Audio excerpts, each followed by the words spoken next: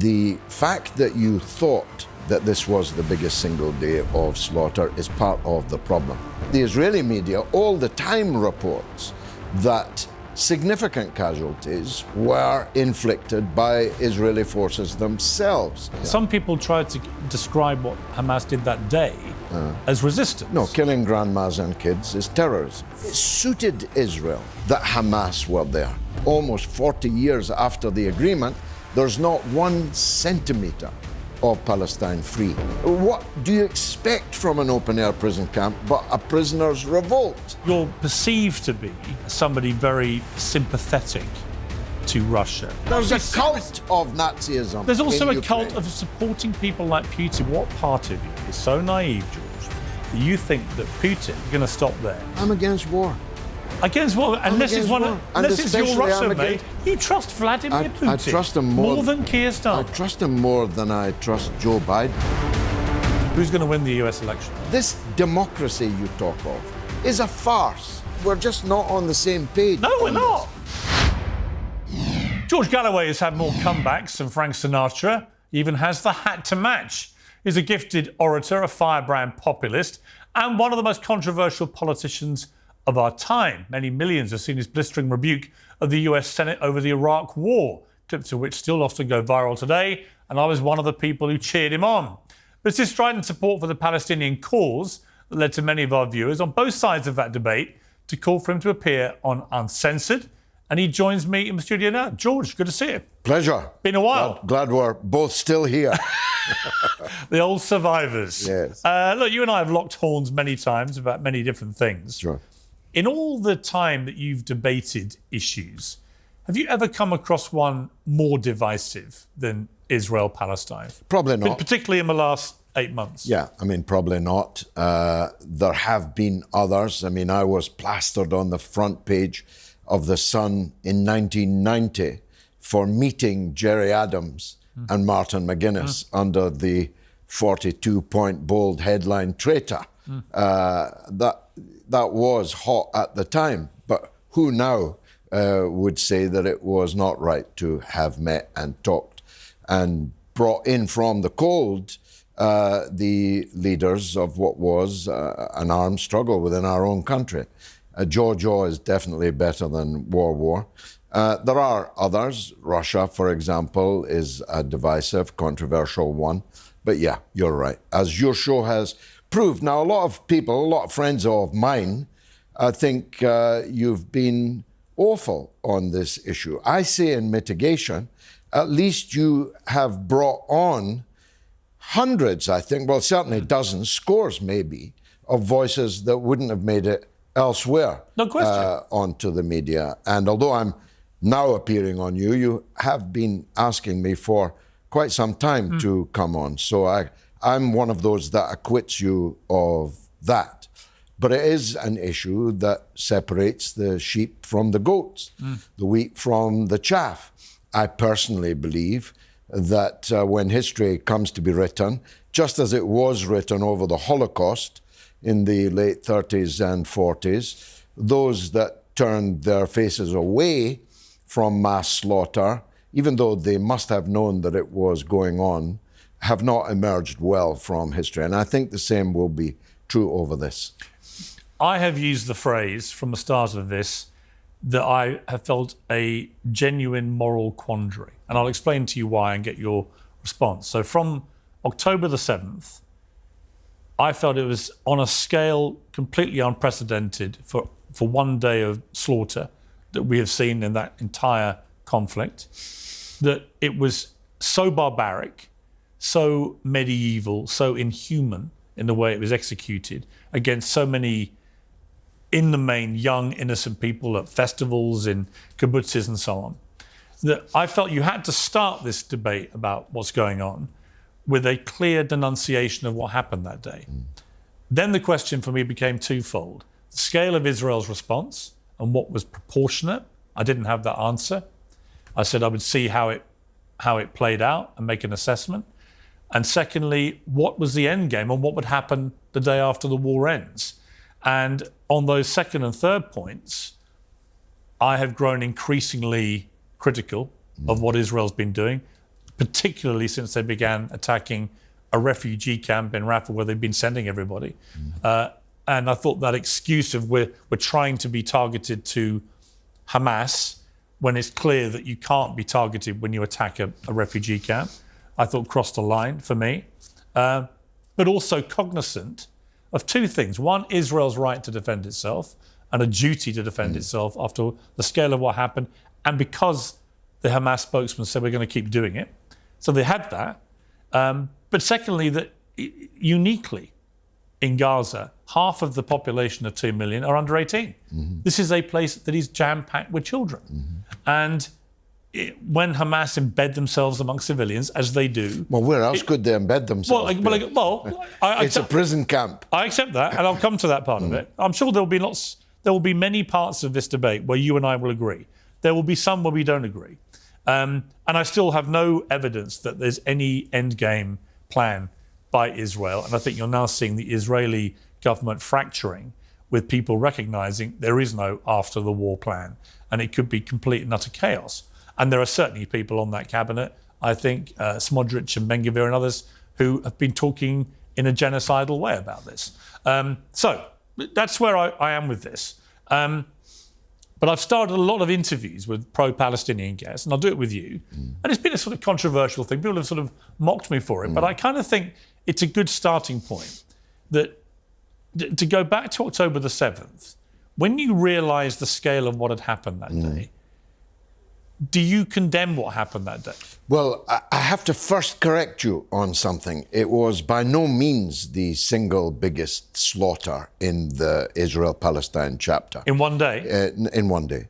In fact, in 5 hours, with Sharon on the roof shining a searchlight into the Sabra and Shatila camps in Beirut, 3,850 Palestinian women and children. There were only women and children because the men had all agreed to sail away to Tunisia as part of an American brokered deal. Now, younger viewers will not remember Sabra and Shatila, but those two names are burned in the minds of those older and who care about it. So that's triple the actual death toll on October the 7th. Well, nearly 7,000 more were wounded on October the 7th. Yeah, but the fact that you thought, I mean, this respectfully, that this was the biggest single day of slaughter is part of the problem. The lives, the blood of Palestinians is oftentimes by commentators and politicians regarded as less valuable than the blood of Israelis. All the blood is a disgrace, all of it. And insofar as terrorist acts are committed by Palestinian organizations, by terrorists I mean the harming, killing of innocent civilians, of course I condemn that. So do you accept, on that then, do you accept, because the number you gave for the other atrocity, which is what it was, is disputed, you know it's disputed. So the Sabra Shatila? Yeah, the actual toll is disputed. Well, the death toll on October 7th is Well, I know you dispute it, but there's more clarity about the numbers on that. No, there isn't, because the Israeli media reports have not been reflected in Western reports.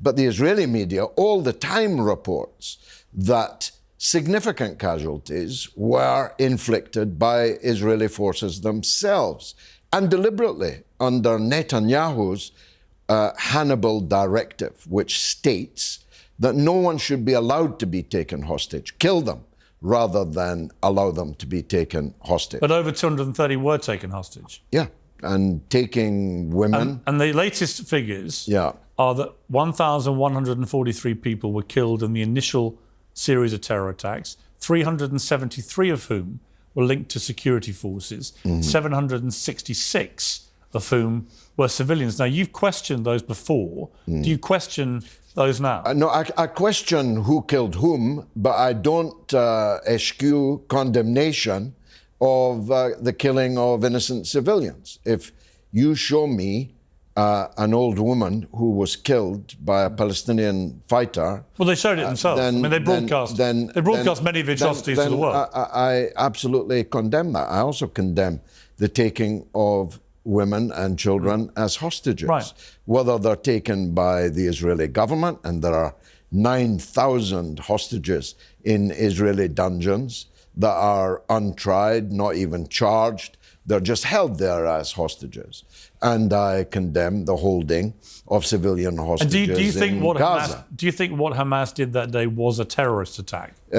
Well, the parts that I'm talking about were undoubtedly a terrorist attack. Right. But if You see, the look, I wasn't expecting you to say that, and the reason I think it's significant, George, is a lot of people have sat in that chair on the Palestinian side of this debate, and they have including Jeremy Corbyn, I might add, who have resolutely refused to condemn what Hamas did that day. And I find that very difficult to get past. Well, yeah, I've often... I understand that. I've ended up with 20-minute debates, as I did with Corbyn, about it, because I don't see how any human being cannot tell that what it is. Killing innocent civilians, whether on London Bridge or on the London Underground or at a music festival, are terrorist acts because they are punishing innocent people for the crimes of guilty people. Now, I was underground as an agent of the ANC in apartheid South Africa.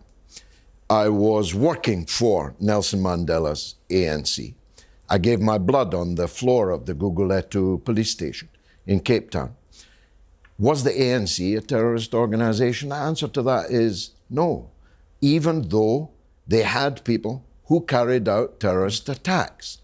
You have to understand the whole picture and not just a tiny corner of a single snapshot. The ANC, like the Palestinians, are fighting against an apartheid state. In the case of Palestine, the millions of Palestinians scattered around the world with no one speaking up for them. And from time to time... When people categorize what Hamas did on October 7th as resistance... Do you think that's an acceptable choice of word for what happened that day? If you're fighting against occupation forces, undoubtedly it is. So if you cross the wire, break out of the wire of the concentration camp, it was David Cameron, I remind you, who called it the largest open-air prison camp in the world. If you break through and you start taking a toll on your guards, the people who've kept you in this absolute immiseration, penury, with regular death being dealt to you, then that's a legitimate act of resistance. It's not legitimate to attack kids and grandmothers. I already said that. No, that's what I mean. That's why I mean. Yeah. Some people try to describe what Hamas did that day as resistance. No, killing grandmas and kids is terrorism. It's not resistance. It's not resistance. Right. It's terrorism. That's my point. But killing soldiers and security officers of the Israeli state is enshrined in international law. When you used the phrase earlier about Israel having the right to defend itself, it literally does not have the right. It's excluded. Every country has the right to defend itself. It's excluded in international law that any country has the right to defend itself from territories that it illegally occupies. So the occupied have that right. Hang on. As you've just said, many acts of terrorism were committed that day, and every country has a fundamental right to defend its people from terrorism. You would agree with that? Yes, from terrorism. Right. But so Israel does have a right to, because the Hamas spokesman, I think critically for this debate, the Hamas spokesman within several weeks on camera said we will keep trying to do this again and again. Well, I'm not a supporter of Hamas. I'm not saying you are. I'm just saying, I'm saying in terms of Israel's right to defend itself, indeed, I would say a moral duty. Now, the scale of it we're going to come to, and there we might meet some common ground. But on the principle of if you suffer a terror attack of that nature, in the way that it was perpetrated, that Israel has a fundamental right and a duty to its people, if the perpetrators say we're going to keep trying to do this, to defend itself. You would agree with that? But to defend yourself by killing and mutilating 150,000 people and climbing, Save the Children have just said, there are 21,000 missing children on top of the 15,000. We don't have these figures. These figures have not been confirmed. Well, you can believe Save the Children or not. I agree. I think they're a pretty reputable organisation. I believe Princess Anne is their patron. It is widely accepted that up to about 40,000 people so far have died. We don't know how many of those are Hamas. Israel would have you believe it's 15,000. Well, I've seen a lot of pictures of people who are manifestly not Hamas. I agree. So have you. I agree. And I think the slaughter of the children has been horrific. Yeah, and inevitable. Yeah.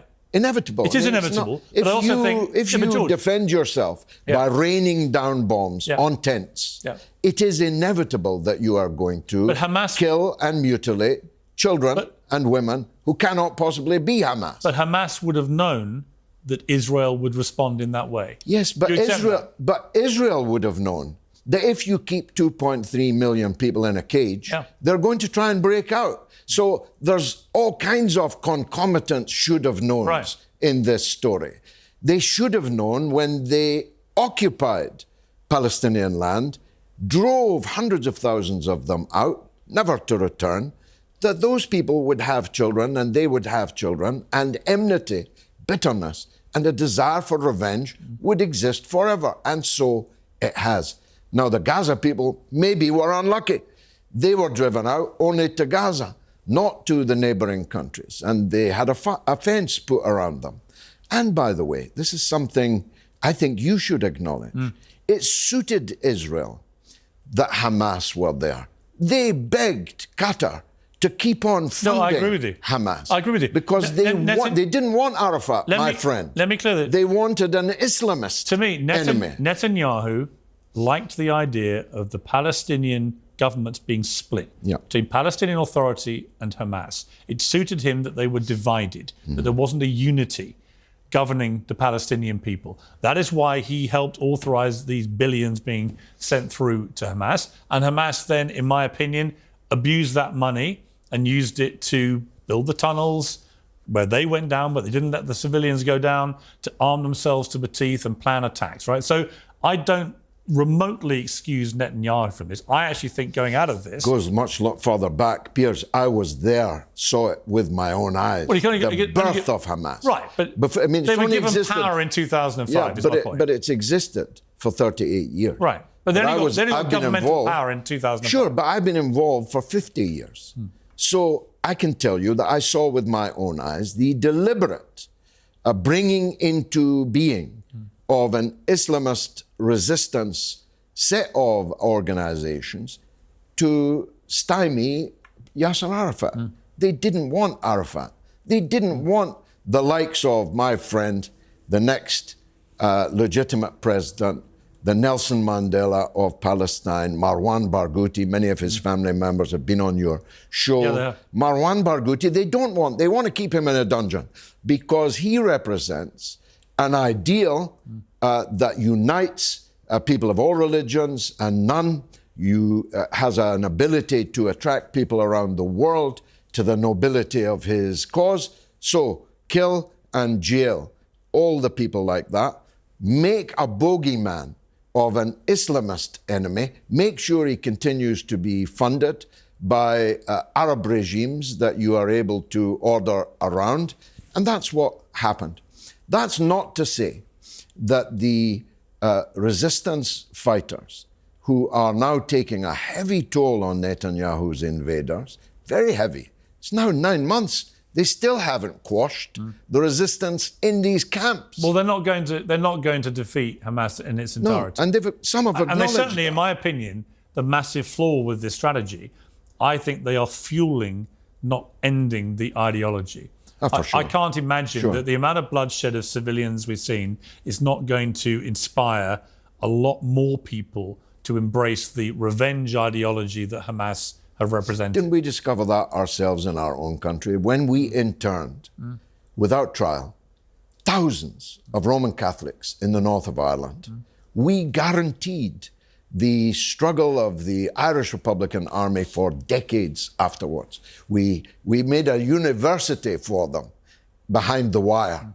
This kind of failure to address legitimate grievances of people can only generate future hatred. See, I believe fundamentally every Palestinian should have exactly the same human rights and freedoms as every Israeli. Me too. Right? Me too. On that we agree. Me too. Right, the question is... And within one state it will have to be, because the two-state solution, which I supported as an Arafatist, I look foolish now, having supported the Oslo Agreement. I look like an idiot. Why? Arafat looks like an idiot. Because we believed that there would be a two-state solution. And almost 40 years after the agreement, there's not 1 centimeter of Palestine free.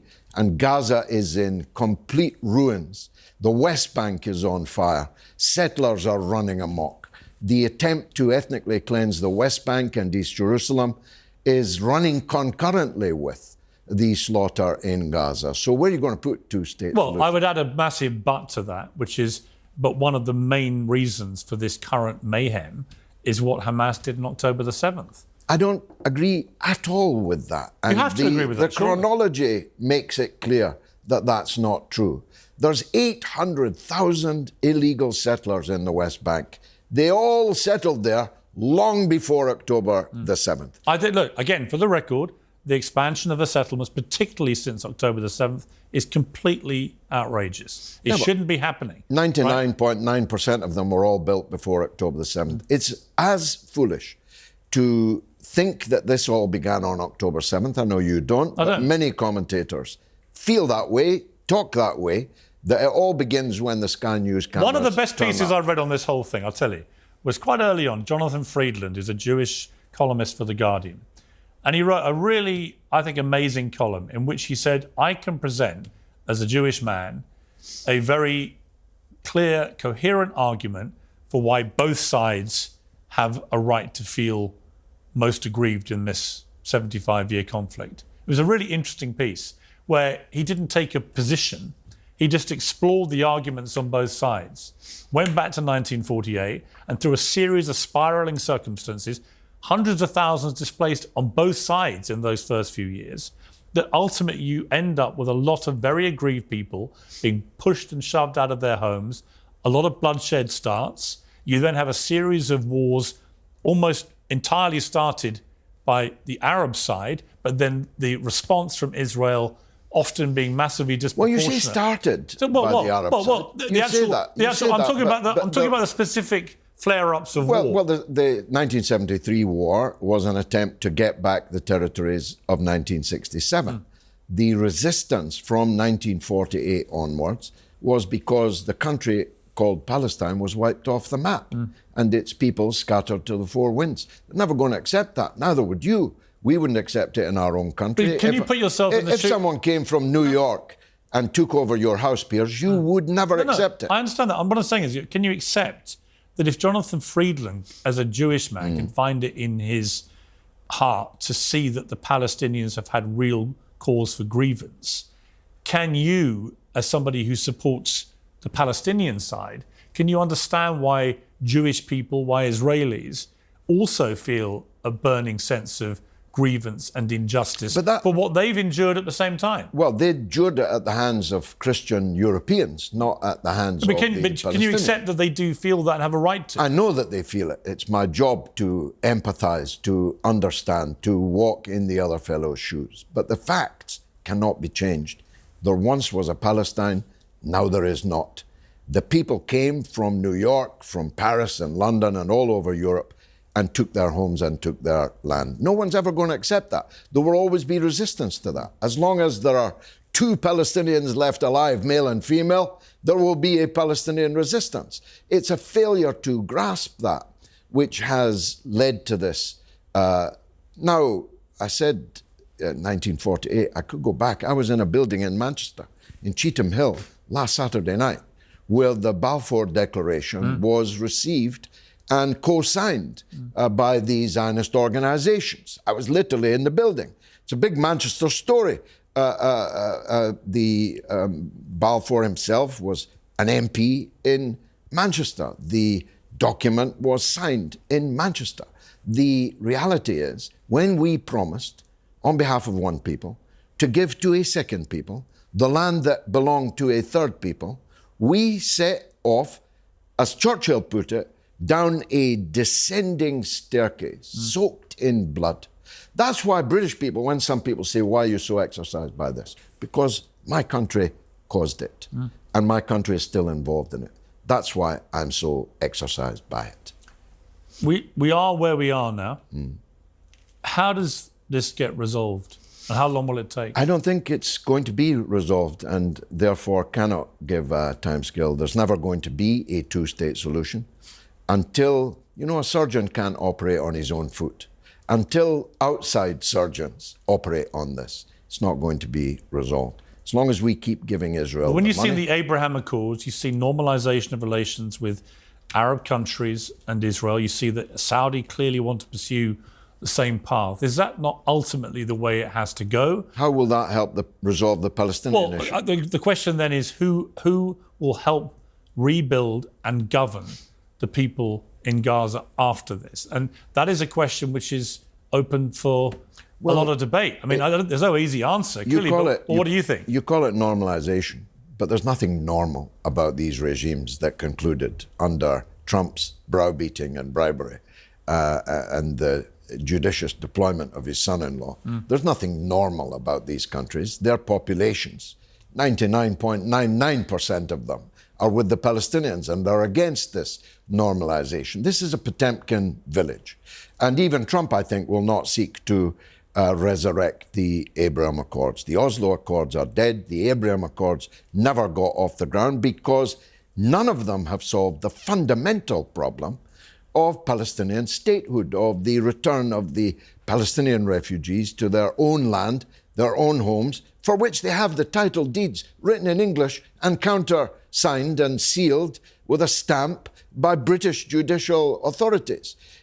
I say it again, you nor I would ever accept anyone stealing our house. And no matter how long they live there, it will never be theirs. It will always be mine. It is also a fact in the history of planet Earth in the last 1,000 years that where there is warfare, there is a change in territorial ownership that goes with warfare, right? And there have been, how many, 5 wars now in this conflict in 75 years? So when that happens, you are going to get changes in geography, aren't you? It goes with warfare as long as the victims disappear into the museum.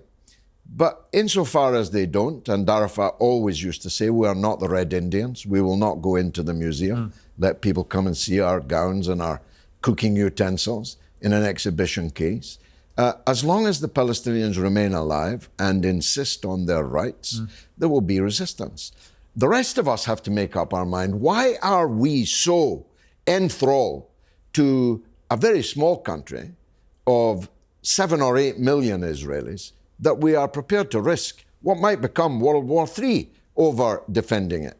If, as we are speaking, Israel invades Lebanon, Hezbollah in Lebanon will be a Donnybrook, a battle royal, which may very well immediately draw in the Americans. Well, the last time this happened, it actually didn't turn out to be that at all. It didn't, because Hezbollah gave them a bloody good hiding. Well, they didn't. As I said on Sky News on my biggest ever clip. I mean, that's all they what happened. Israel ran away. No, Israel didn't. And Hamas, Hezbollah That's a shocking mischaracterization of what happened. What happened then? Hezbollah did not see off Israel the last time they clashed.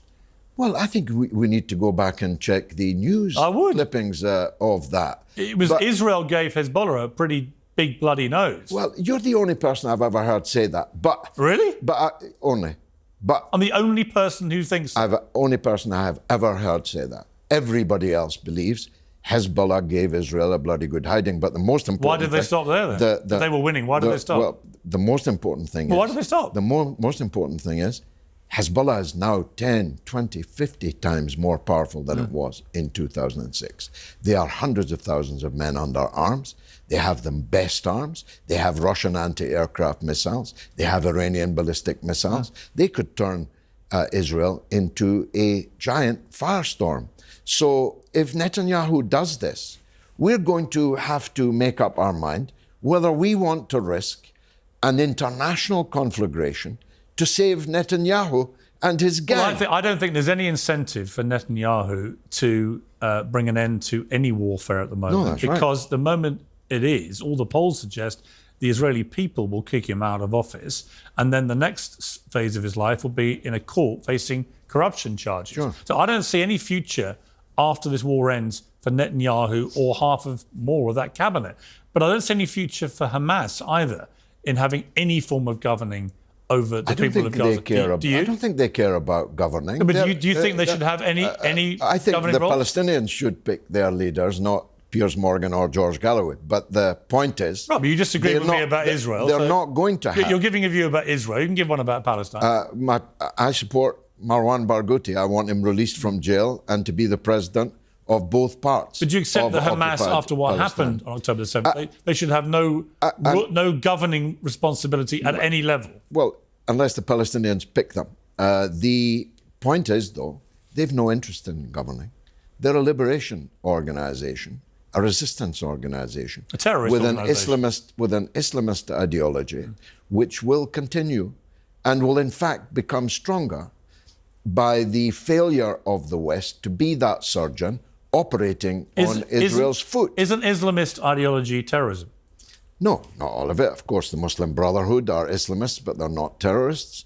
There are the ANC had a terrorist wing, as was described. There are all kinds of parts of these organizations, but their ideology, which I don't support, don't share, is strengthened by what's happened over the last 9 months. I think that may well be the case. I'm sure of it. I've been worried about that. I lived through it. I lived through Arafat's support going down and down and down because of his failure to deliver what he said the Oslo Agreement was going to bring. He said, I'll be there, I'll be praying in the Al-Aqsa in Jerusalem, we'll have a state in the West Bank and Gaza. And as the years went by and people saw no such thing, they began to turn to other political forces. And it suited the West, it suited Israel, not just in this theater, for your very much older viewers. They did the same in Egypt. They built up the Muslim Brotherhood because they hated Nasser. They hated Nasser because he nationalized the Suez Canal and began to spark the idea of Arab national unity and so on across the region. So they built up these Islamist forces. But if you don't have a two-state solution, George, how does this ever lead to peace? The way you described it, that's why I'm instantly agreed with you. Let's call it the Holy Land. If you like, we can call it Israel-Palestine. One country between that famous river and that famous sea, where every Jew, Muslim and Christian lives as an equal. That's what we did at the end of apartheid in South Africa. How do they live as peaceful equals, given what's happened? Well, it'll never be perfect any more than it is in Northern Ireland or in South Africa now. But any alternative proposal has the disbenefit of having obviously been debunked. The two-state solution is debunked. Nobody believes in it, least of all Israel, that would have to clear the 800,000 settlers off the land that's supposed to be the Palestinian state. That's not going to work. Now, you may say, this will never happen. I tell you, it will not happen in my lifetime. But my youngest child is 3 years old. I believe it can happen in hers. If we stop endlessly bankrolling, arming, diplomatically covering for, culturally fluffing the state of Israel and begin to be at least even-handed in the way that you are now being. Be even-handed. Recognize that the Palestinians have rights too and that Palestinian lives matter too. In 100 years, maybe we'll get to the Holy Land. I have said that about equal rights from the start of this. The moral quandary I've had, which I've articulated throughout, is simply the scale of what Hamas did on that day was so horrific that it was inevitable Israel would respond with huge force. I have massive concerns about the scale of what they've been doing, particularly in the last few weeks and months. But when you have a group that is publicly wedded to your annihilation, actually, they're well, they far are. be it from me to defend Hamas, but they are publicly wedded to the two-state solution. They made an historic climb down at least 20 years ago in accepting Arafat's Oslo Agreement. So it isn't true that they are wedded to but their founding charter literally spells out they want the elimination of Israel. Have you seen Likud's founding charter? Sure. It is the mirror image of that. Forget founding charters. Hamas is wedded to the two-state solution, the very failed two-state solution that we are discussing here. The Hamas official spokesman, literally 2 weeks after October the 7th, said on camera, What they're really wedded to is repeating this again and again and again. But that's what they're resisting the occupation. That's not resistance, it's terrorism. You've already agreed with me it's terrorism. Part of it was terrorism. A massive part of it. We could argue about the numbers. We'd have to know the Hannibal Directive. But it is the desperate act of occupied people trapped in a concentration camp, 2.3 million of them, with no exit and no entrance. What do you expect from an open-air prison camp but a prisoner's revolt? And now the guards are raining down widespread death and destruction on them. That's only going to make the matter worse. I think we agree on that. I think that's probably, sadly, exactly what's going to happen. Let me ask you, you were very critical of Sir Keir Starmer, likely to be the new British Prime Minister in several weeks' time. You warned that he would pay a high price for his stance on this war. What did you mean by that? Well, I think that millions of people who almost certainly would have trooped out to vote Labour very loyally or even holding their nose will not now do so.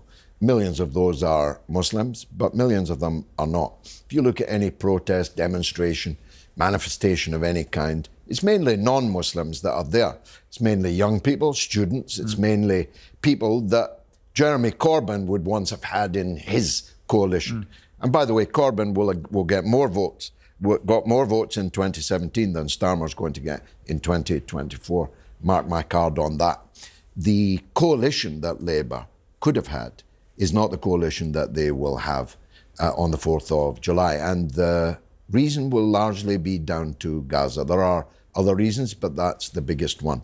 No self-respecting supporter of the Palestinians is going to vote Labour, whoever the candidate is. And now there are plenty of alternatives. But what will be the heavy price he pays, given he's going to win with a massive majority? Well, we've yet to see how big the majority will be. I haven't given up hope of a hung parliament, which would be the best parliament. No, I haven't, because I think the rise of Farage is not finished yet. And I think that Farage is taking a significant number of Labour voters in the blue wall, formerly the red wall. I can tell you that anecdotally. Do you feel an affinity with Mr. Farage? No, we are pretty much diametric opposites. I mean, on Russia, you can barely put a bit of paper between you. On Brexit, too. So a stop clock is right twice a day. Right. And Farage was right at twice on those 2 days. Was he right on Brexit, given it appears to have been a spectacular act of self-harm? He was definitely right on Brexit. We fought for Brexit, people like me, because it was necessary but not sufficient. Take back control of our borders, for example? Well, we certainly haven't done that. Since the referendum 8 years ago, literally we're now in a position from tens of thousands of people in a net migration situation to 700,000. Yeah. And we have tens of thousands coming over illegally. I mean, that's not taking back control. Yeah, but that's completely losing control. We have lost control of our borders, and we haven't taken control of our economy in a way that we could have done. So how has it worked? I mean, look, I voted. Let me be clear. I voted Remain, but I wasn't sure.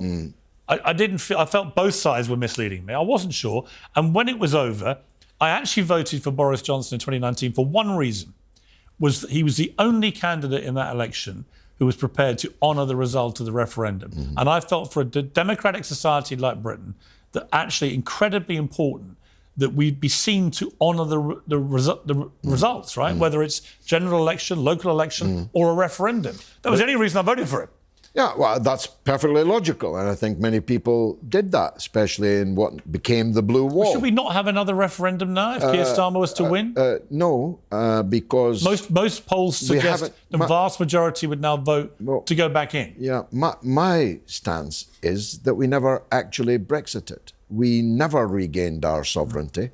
We continued to tail end the European Union on almost all important matters, and worse, we became a vassal, an even greater state of vassalage of the United States. And if Trump gets back in, that's going to continue. So we never actually became an independent country. We believe that being an independent country is a necessary but not sufficient condition. I think we ceded so much of our authority on the global stage that actually being a leading member of the EU gave us so much more clout than being a little island with little island mentality. And that had it worked, had we got the border controlled, had we got the economy purring, have any of the things we've been promised actually worked? If we got our 350 million per week for the off NHS, that bus and into and the NHS. NHS was transformed, if any of these things had Yeah, worked, and if my auntie had a beard, she'd be my uncle. right? But we were promised all this, and nothing's happened. Yeah, and the people that promised you it deserve to be held to account for it. But that wasn't Farage. He's not in government.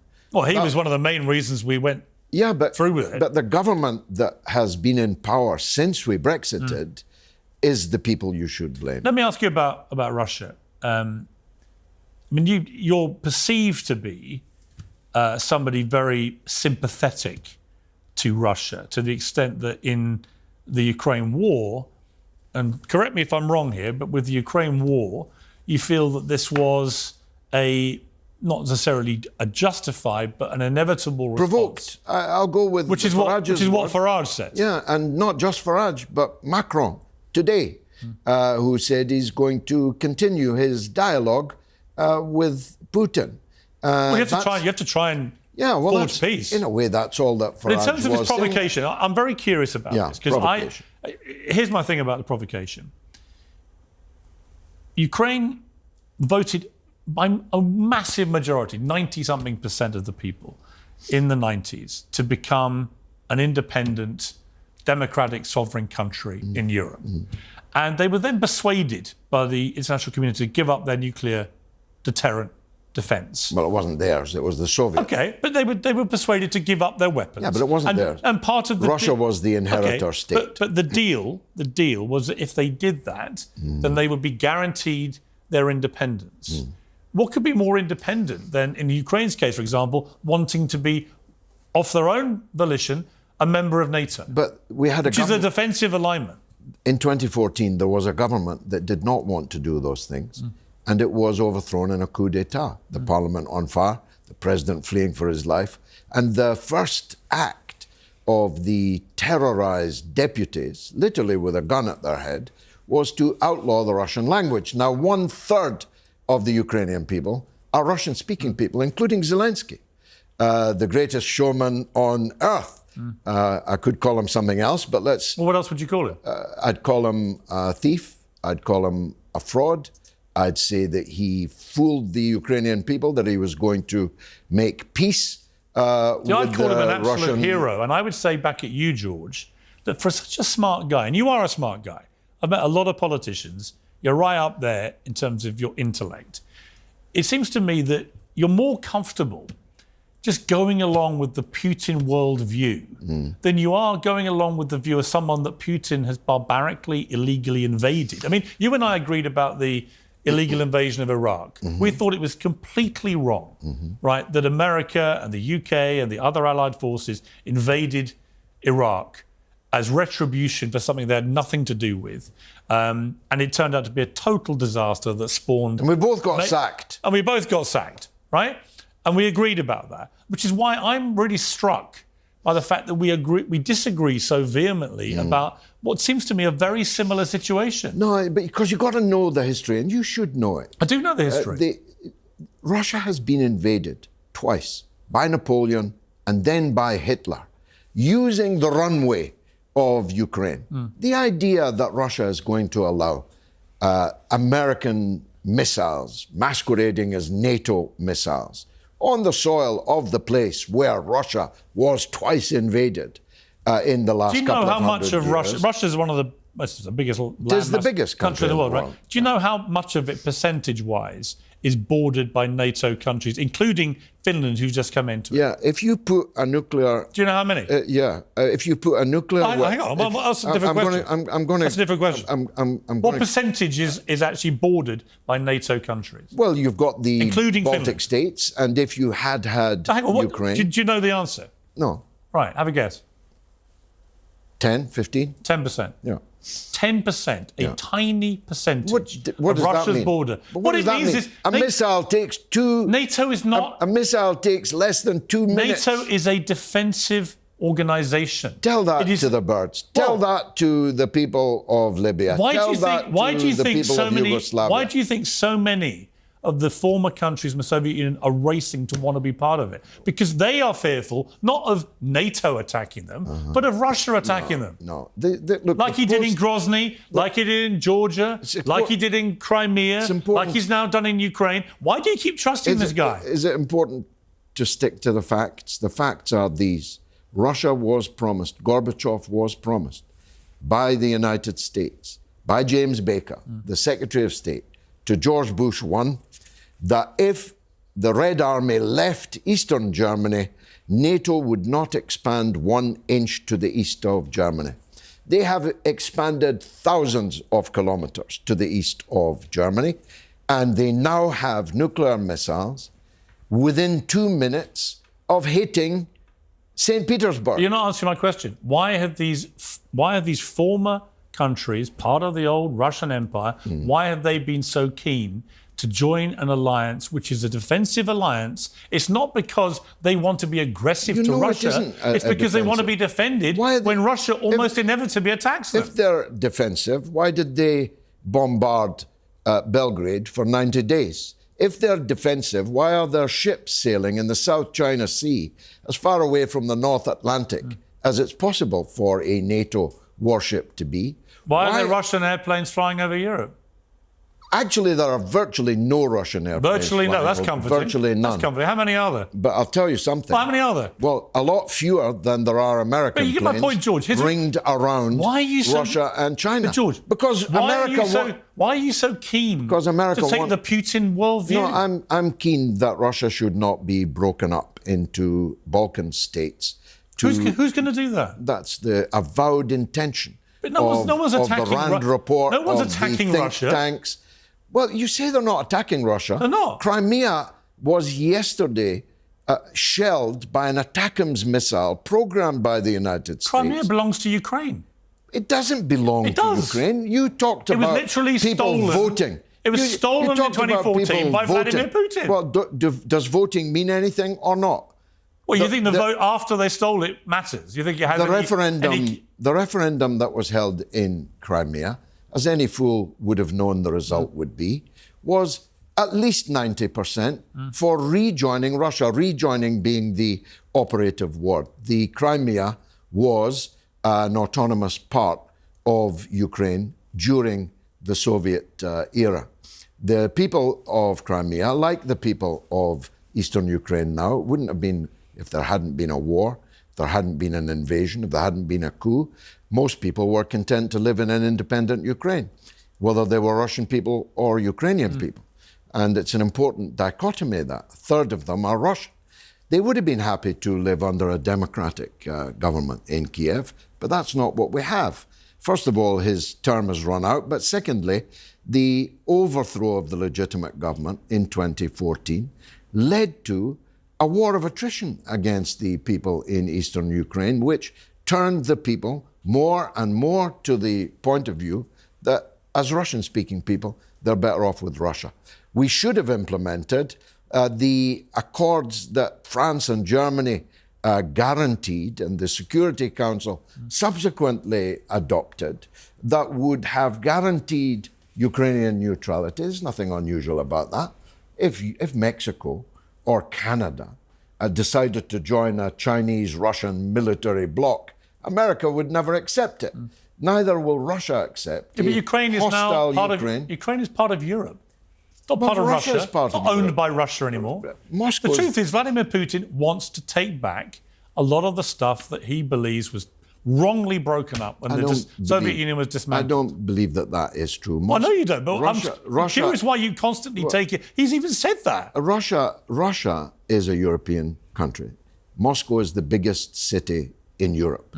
It would have been far better for us to have accepted not just Russia, but Putin's own olive branches. He asked for Russia to join NATO. Why would you? Here's the thing, George. Why do you trust Vladimir Putin? Well, I trust him more than I trust Keir Starmer. Really? Yeah. You trust Vladimir Putin I trust him more than Keir Starmer? I trust him more than I trust Joe Biden.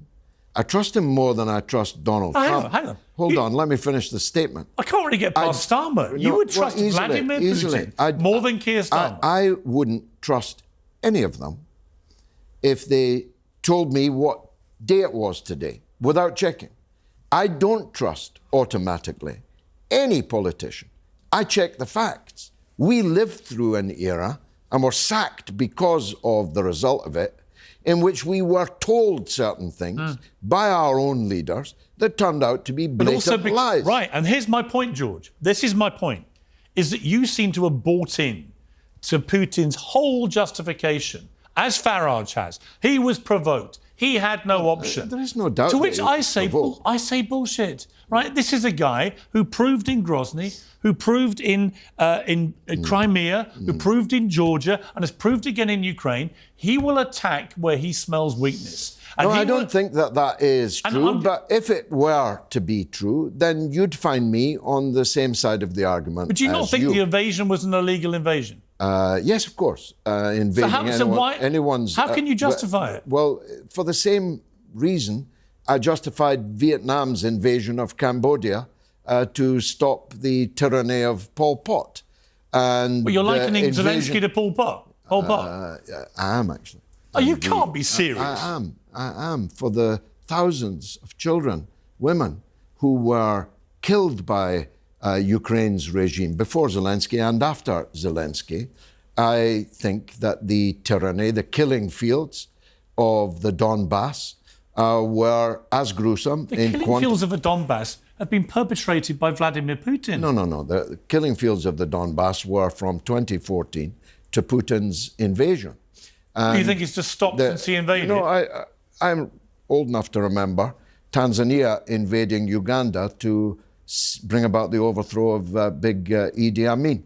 It is not always the case that an intervention by a neighbour is a negative thing. And in the case of... It's not an intervention. You've just called it yourself an illegal invasion. But you said illegal. It was an illegal invasion. How can you justify it? It was an illegal invasion.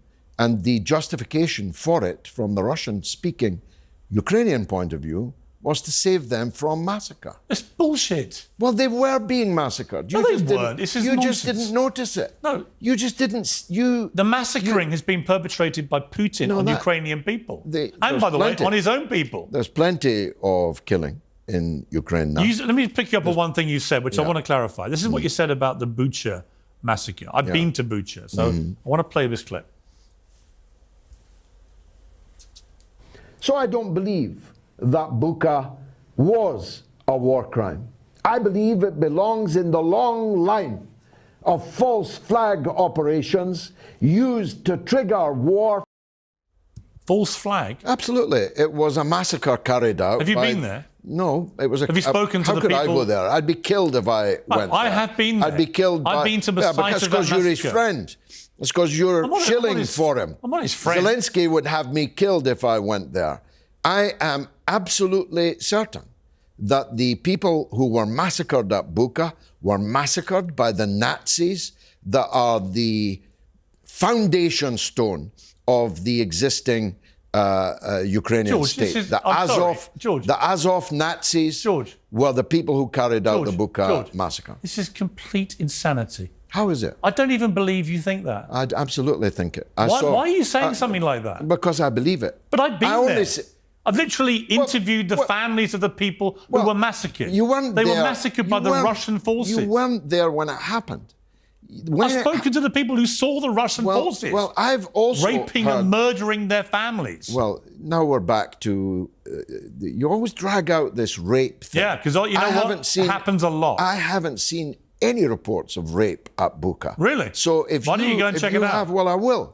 But presumably you think it would be the Ukrainian Nazis who did it? Well, they've certainly raped people before. Right. So they're capable, but the Russian forces aren't. Are you denying that there are Nazis in Ukraine? I read a whole report about this. There is a tiny, tiny number of people associated themselves with the Nazi ideology. All the statues, the Bandera. tiny well, number. they of must be people. very influential No, if they're by the way, tiny. there are Nazis here. There are Nazis in Germany. Yeah, but we don't there are have Nazis streets. in America. We don't call streets after them. No, but we don't build monuments to them. But George, how we can don't you- call universities after But them. you cannot- there's you cannot a be serious. cult of Nazism. There's also in a cult Ukraine. of supporting people like Putin when they perpetrate atrocities like Bucha, right? And you seem to think that somehow in your head he didn't do that. You said that there are a tiny number of Nazis in Ukraine. Then why is the main street in Kiev called after Bandera? Why is Bandera and his Nazi collaborating gang proliferating statues, street names, institutions being called after them? Why do they carry Nazi flags and insignia? There is, I can tell you, tattoos. there is a tiny percentage of Nazis in Ukraine. Tiny. Because you've been there, you can say that. Yes. Yeah? And because I've spoken to people who know. And I have spoken to people who know. Right. But you and think I this have read more massacre than one report. I witnessed I've the read scene more of this than one massacre report. with my own eyes. Yeah. I talked to the people who'd lost their loved ones, who had appalling things done to them. It was done by Russian I don't believe invading that. forces. I believe that Bucha, in all the circumstances, is a false flag of the kind with which we are really familiar. That you commit an atrocity and you blame it in order to manufacture consent for what comes next. You blame it on the bogeyman.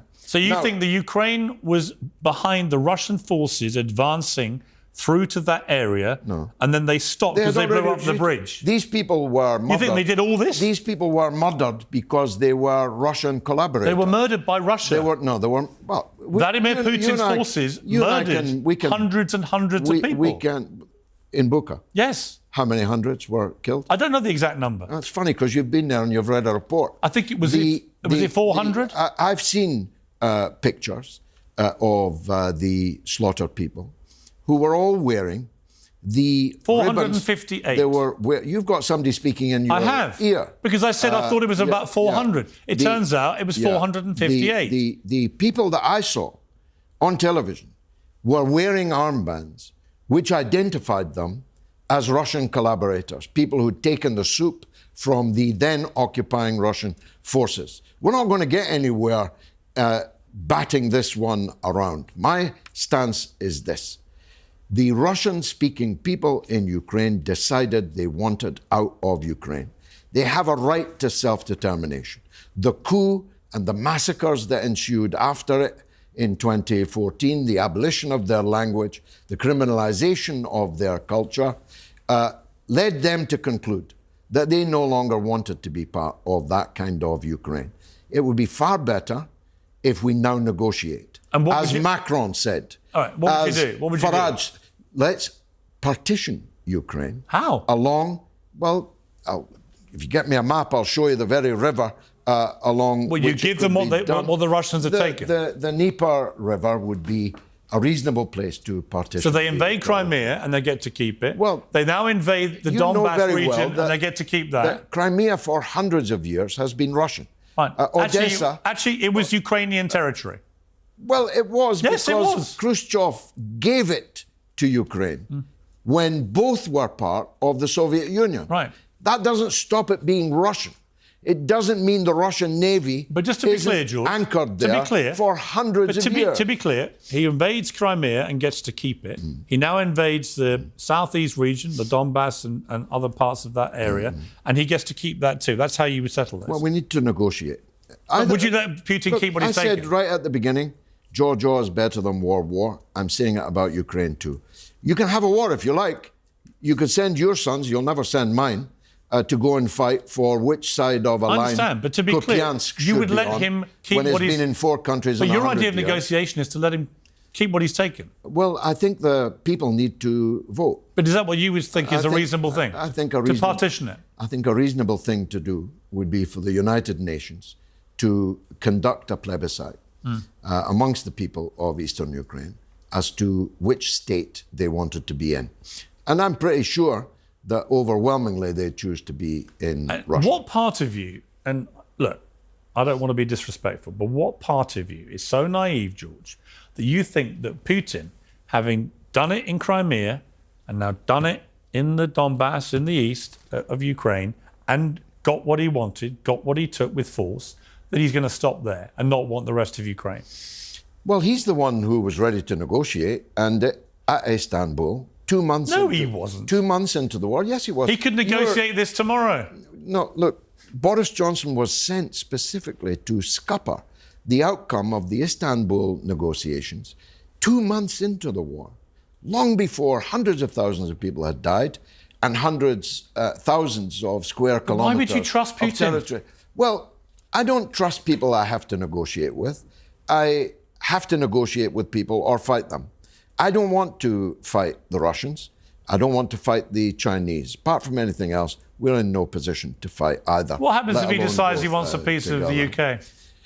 Well, my goodness, the state of the UK, it would be exceedingly unlikely that he'd want to. But what if he does? What if he sniffs a bit of weakness? Well, what if he hears you and this Nigel is Farage fantasy. and thinks, wow, British politicians seem really bang up for me at the moment? honestly, fantasy talk, Piers. I'm Is it? surprised at you. It's unbecoming. Is of it you. fantasy talk? It is. The truth is, the negotiations could have solved this problem even before it began. The accords, the Minsk agreements, could have been implemented, and there would have been no war at all. The reason why they weren't implemented, and the reason the Istanbul Agreement was scuppered, was because the West wanted the war. That's what Farage means when he talks about provoked. That's what increasing The West numbers didn't want of the European war in governments. Ukraine? The Why would he want a war somewhere where there's like 25% of the world's wheat comes from? That would cause a massive global wheat crisis. They want to. Why would they want that, George? They want to weaken and destroy the Russian state. They've said so. They think, and the Prime Minister of Latvia said it just yesterday, they want Russia broken up into its ethnic parts so that it becomes a balkanized proliferation of states, the better to be exploited. So I think the best thing to do, and Farage is right, is to negotiate an end to this. The longer we wait to negotiate, But you're not really the talking- more, Yeah, but- the more disadvantageous those negotiations will be. Or fight. But I do you mean, that's the alternative. But do you understand We why... could go to war Do for you understand Kupiansk. you're sounding very like Neville Chamberlain? No, I'm the last man to accuse of being an appeaser of fascism. I'm the person here Sounds like that's exactly what you're denouncing. doing, George. I'm denouncing the fascism in Ukraine that you are turning a But Nelson's you think the only eye fascists to. in all this are in Ukraine? Yeah. Right. You don't think Putin's a I fascist? think people waving swastikas, we should believe them. When What they about ruthless when Russian dictators? When they show you the SS insignia, we should believe them. And when a Russian But dictator look, invades country after country after country? You're talking as if there's only me and Farage who are thinking like this. But that's not true. Your former pal, Donald Trump, is going to end this war in a month. How if do you it's think he's still gonna do going that? on. Because you're going to withdraw support for the man you think is I bet a he doesn't. hero. I bet he doesn't do that. Well, we'll come back in December. As with all, We'll come back in February and see. as with all things Trump, actually, judge him on what he actually does, not what he says from time to time. Is my best advice on that. I don't think he'll look like he wants to give Putin. If the war doesn't end before, it will end after Trump takes office. Who's going to win the U.S. election? Donald Trump by a landslide. Do you think so?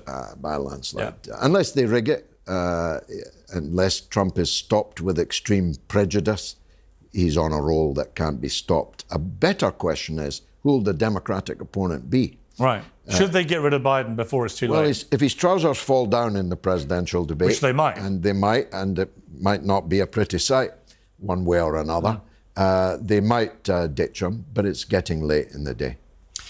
Two quick things before I let you go. Julian Assange has been released, and he's off to this little tiny court in the middle of nowhere where they're going to do a deal, apparently 62 months, which is the time he served in Belmarsh. Then he can go back home to Australia. I mean, I was quite surprised to wake up to that this morning. I didn't think this was going to happen. What do you think of Julian Assange? Some people think he's a hero. Some people think he's a villain. Some people are a bit more nuanced about him with a bit of both. Well, I've been with him from the beginning. I could show you my scars, blackballed, blacklisted, lost jobs. I was sacked from the Daily Record and from the Holyrood magazine. Two of my columns wiped out because of my support for Assange over what turned out to be fake rape allegations against him. I think he's one of the greatest heroes of the field of letters of the last century and this. I think the quality of his work is almost without peer. I think he's been treated monstrously by successive British governments, and interestingly, the man that is emerging at the centre of some of these things is Keir Starmer. If you needed another reason to dislike Keir Starmer, look at his role in what has happened to Julian Assange. To be honest with you, I can't still quite get over the fact you would trust Putin more than Starmer. I mean, that's quite a statement. Starmer, Biden, Trump, Sunak, I'd trust Putin more than any of them because they're my leaders. They're the leaders of my part of the world, and they've betrayed me and they've betrayed their own people time and time and time again. So if I was negotiating with Putin, I would look him straight in the eye. I'd put to him the Piers Morgan question. Do you intend to take a piece of Britain? I think I could rely on him when he said, I certainly do not. Really? Russia is the biggest country in the world. It's one of the richest countries in the world, fourth richest economy in the world now. It is indissolubly linked now to China. What an achievement of American statecraft. Nixon and Kissinger spent all that time trying to keep Russia and China apart. We have driven them together to the extent that they are now hip to hip, joined at the hip, and growing numbers of countries, some of whom were once allies, satraps even, of ours, are joining the BRICS, joining the Shanghai Cooperation. The problem is, George, he'll be watching this interview, I'm sure, Vladimir Putin, and he'll have already heard you say that, yeah, if you invade stuff like Crimea and the Donbass, you get to keep it. And he'll be thinking, why can't I do that if the people in the vote UK? for it. No, if the people vote for it. That's the problem with appeasing dictators. No, well, he's not a dictator. He's a dictator. He's got a better mandate from the people than Rishi Sunak, never faced a vote. Why do you think that is? Rishi Sunak's never been voted by anybody. Rishi Sunak doesn't kill and imprison his political opponents.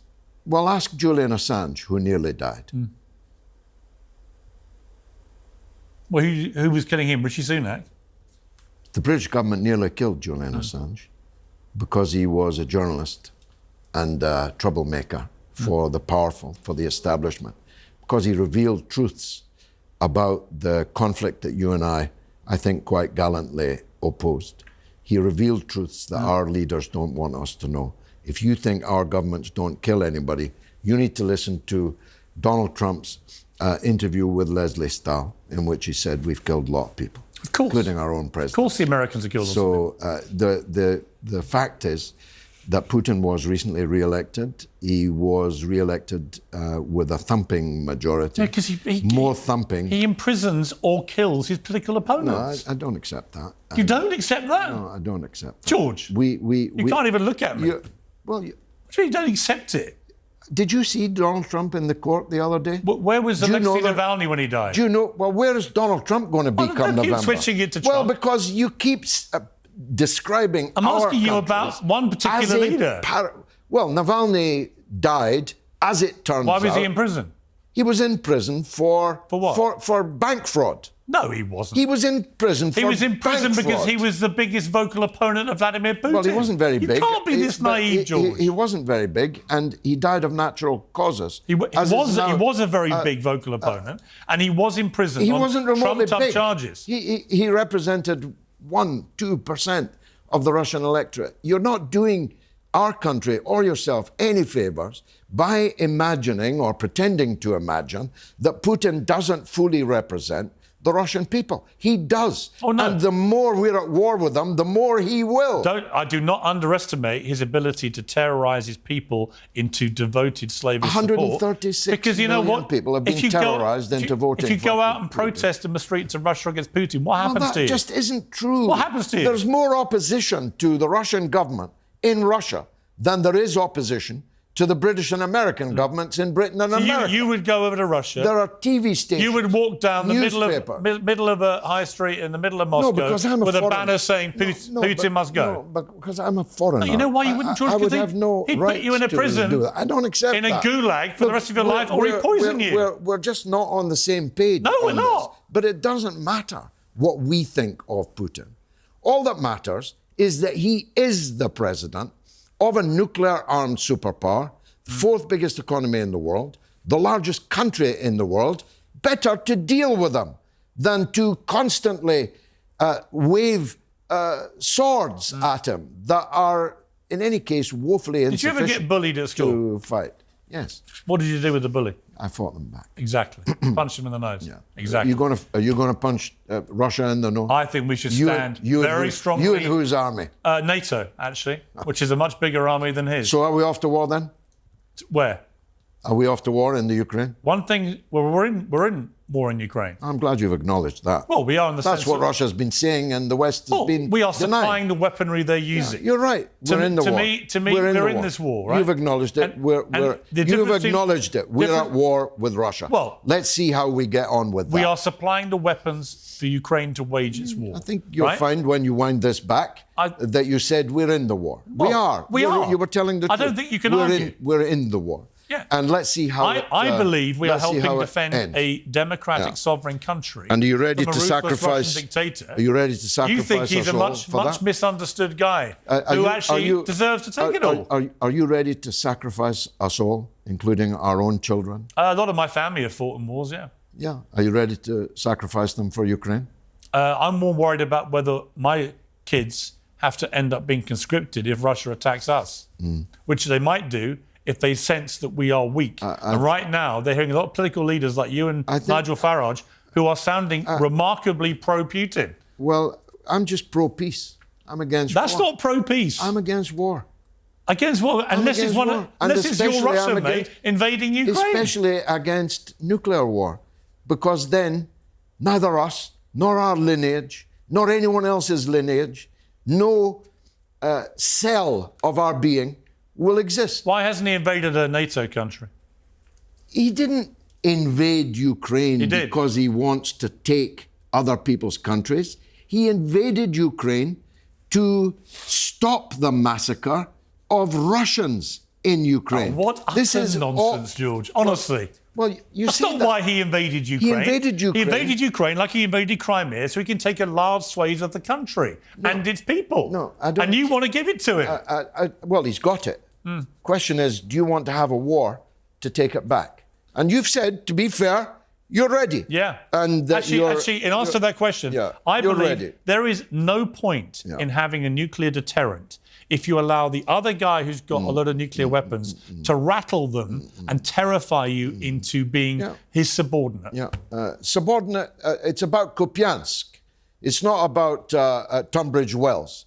So you have said on your show, you're ready to send your children to war to decide which side of a line Kupiansk lies when it's been in 4 countries in 100 years.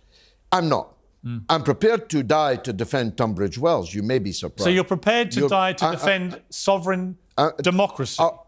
I'm a British. Just not if it's not here. I'm a British politician, and I will die to defend Britain and its legitimate What if he invaded interests. France or Germany? I wouldn't die for Macron or Schultz. So only here? Only here. You'd only die for here?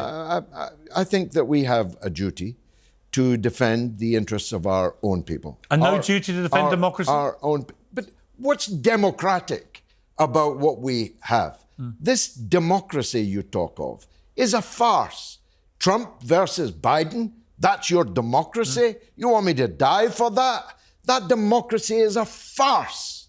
It's a farce when people who need $1.5 billion even to run against the incumbent president, that is inherently farcical. When it is 2 octogenarians, one pooing his pants in front of the Pope, the other from behind bars in a cell for paying a hooker money, hush money, out of his company accounts, that's democracy. She wasn't a prostitute. Is that Stormy Daniels wasn't a prostitute. She was an adult entertainer. An adult entertainer. They're different. Okay. Let me end on something completely different. I've enjoyed our debate, by the way. Let's end up with this, which is extraordinarily, you told me something before we came on air, that you were watching my interview with Fiona Harvey, who is the real life Martha from Baby Reindeer. Yeah. And you suddenly revealed to me that you had a problem with her in your life. Tell me about it. I saw her sitting in this chair I was riveted by your interview, which, by the way, was a master class, Morgan at his best. Okay. It took me right back to the 1980s, when stalking was up close and personal, because there was no emails, there was no texting. You had to either phone someone on their landline or turn up at their door. That's real stalking. And that's what she did to me. In what way? She was forever on my case. She was a member of the Labour Party. I think you got that out of her. She was a member of the Labour Party in my Hillhead constituency. I had just been elected MP in 1987, defeating Roy Jenkins. And suddenly I find this obsessive woman in my midst. And everywhere I turned, she was there. And at first I thought that she fancied me, but it turned out that she fancied my job. And so she was a relentless and physical, up close and personal stalker of mine. And I'm ready to testify. How many times did she try and call you, for example? She called me hundreds of times. Really? Hundreds of times. And she showed up probably hundreds of times. Really? At in your the home? most inappropriate places. Ever at your my home? office, wherever she discovered that we were, me and my staff and my inner circle, she'd breeze in. Exactly the things that she acknowledged that she had done. I mean, turns out that Netflix said she had done and been certain things, places that she hadn't. So I wish her the best in her legal action. Well, they said against she'd them. been convicted, which wasn't the case. She'd never been to court by the look of it. Yeah. But you also knew the Scottish lawyer and her MP husband. Yes. Laura Ray. Laura Ray, who was a distinguished lawyer and the wife of a friend of mine, a good friend of mine, God rest his soul, Jimmy Ray MP, W-R-A-Y. Jimmy, she quite fancied Jimmy's job too. I mean, she was... Did you talk to Jimmy about her? Yeah, and I've talked to Laura Really? about her, and since your interview with her. So it was, on one level, chilling, on another level, hilarious, to see that face and to hear that voice again. Did she ever threaten you? No, but she... Did you fear she might harm you? Yeah, I think when someone's obsessive, you're always afraid that that obsession might take a sudden twist and a potentially dangerous twist, but she never did harm me or threaten to harm me. She was just in my life when I didn't want her to be. When was the last time you heard from her? The last time I saw her would be around the early 1990s, and I hadn't seen her again until I saw her on your show. I didn't, of course, at that point know that she was the person being alleged to be the baby reindeer. Although I had watched Baby Reindeer, but I had no idea that it was her. And then when I saw her on your show, it took me right back to the salad days of the 1980s. Extraordinary. And sent a chill up your spine. Well, a little bit. And a laugh out my throat. I mean, as I say, simultaneously chilling and hilarious at the same time. A little bit like our interview, George. A bit. But it's good to catch up with you. And you. Thank you very much for your time. Good luck.